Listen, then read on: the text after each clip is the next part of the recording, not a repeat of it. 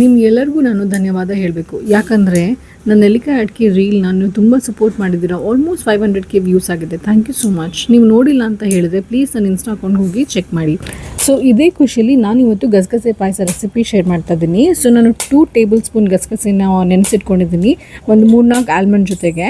ಅದಾದಮೇಲೆ ನೀವು 1.5 ಚಮಚದಷ್ಟು ಅಕ್ಕಿ ತೊಗೊಂಡು ಅದನ್ನು ಈ ರೀತಿ ಹುರ್ಕೋಬೇಕು. ಚೆನ್ನಾಗಿ ಹುರ್ಕೊಂಡಾದ್ಮೇಲೆ ಅದು ಸ್ವಲ್ಪ ಬ್ರೌನ್ ಆಗುತ್ತೆ. ಸೊ ಬ್ರೌನ್ ಆದಮೇಲೆ ನೀವು ಅಕ್ಕಿ, ಗಸಗಸೆ, ಸ್ವಲ್ಪ ಕಾಯಿ ಮತ್ತು ಸೋಂಪು ಮತ್ತು ಬೆಲ್ಲ ಇದನ್ನೆಲ್ಲ ಸೇರಿಕೊಂಡು ಚೆನ್ನಾಗಿ ಮಿಕ್ಸಿ ಮಾಡ್ಕೋಬೇಕು. ರುಬ್ಕೊಂಡು ಆದಮೇಲೆ ಅದನ್ನು ಒಂದು ಪಾತ್ರೆಯಲ್ಲಿ ಹಾಕ್ಕೊಂಡು ಚೆನ್ನಾಗಿ ಕುದಿಯೋಕೆ ಬಿಡಿ. ಸೊ ಈ ಕಡೆ ನೀವು ತುಪ್ಪದ ಒಗ್ಗರಣೆ ಕೊಟ್ಕೊಳ್ಳಿ. ಎಲ್ಲ ಡ್ರೈ ಫ್ರೂಟ್ಸ್, ಯಾವ ಡ್ರೈ ಫ್ರೂಟ್ಸ್ ಬೇಕು ಅದನ್ನೆಲ್ಲ ಹಾಕ್ಕೊಳ್ಳಿ. ನಾನಿಲ್ಲಿ ಪಂಪ್ಕಿನ್ ಸೀಡ್ಸ್ ಕೂಡ ಹಾಕ್ಕೊಂಡಿದ್ದೀನಿ. ಸನ್ಫ್ಲವರ್ ಸೀಡ್ಸ್ ಇರಲಿಲ್ಲ, ಸೊ ಇಲ್ಲಾಂದರೆ ಅದನ್ನು ಹಾಕ್ಕೊಂಡಿರ್ತಾ ಇದ್ದೆ. ಸೊ ಎಲ್ಲ ತುಪ್ಪದ ಒಗ್ಗರಣೆ ಕೊಟ್ಕೊಂಡು ಆದಮೇಲೆ ನೀವು ಅದನ್ನು ಪಾಯಸಕ್ಕೆ ಸೇರಿಸ್ಕೊಳ್ಳಿ. ಆಮೇಲೆ ಒಂದು ಕುದಿ ಬರೋಕ್ಕೆ ಬಿಡಿ. ಕುದಿ ಬಂದ ಮೇಲೆ ನಿಮ್ಮದು ಗಸಗಸೆ ಪಾಯಸ ರೆಡಿಯಾಗಿರುತ್ತೆ. ನಮ್ಮನೇಲಂತೂ ಗಸಗಸೆ ಪಾಯಸ ಎಲ್ಲರಿಗೂ ತುಂಬ ಇಷ್ಟ ಆಗುತ್ತೆ. ಸೊ ಒಂದು ಬೌಲೆಲ್ಲ ಕುಡಿದ್ರೆ ಸಾಕಾಗೋದಿಲ್ಲ, ಮತ್ತೆ ಕುಡಿತಾ ಇರಬೇಕು ಅಂತ ಅನಿಸುತ್ತೆ.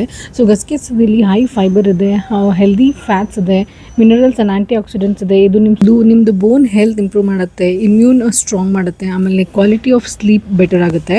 ಸೊ ಬೇಗ ಈ ರೆಸಿಪಿ ಸೇವ್ ಮಾಡ್ಕೊಳ್ಳಿ ಮತ್ತು ಡೆಫಿನೆಟಾಗಿ ಟ್ರೈ ಮಾಡಿ. ಹೇಗಿತ್ತು ಅಂತ ನನಗೆ ಕಮೆಂಟ್ಸ್ ಮೂಲಕ ತಿಳಿಸಿ. ನಾನು ಮತ್ತೆ ನಿಮಗೆ ನೆಕ್ಸ್ಟ್ ವಿಡಿಯೋದಲ್ಲಿ ಸಿಗ್ತೀನಿ.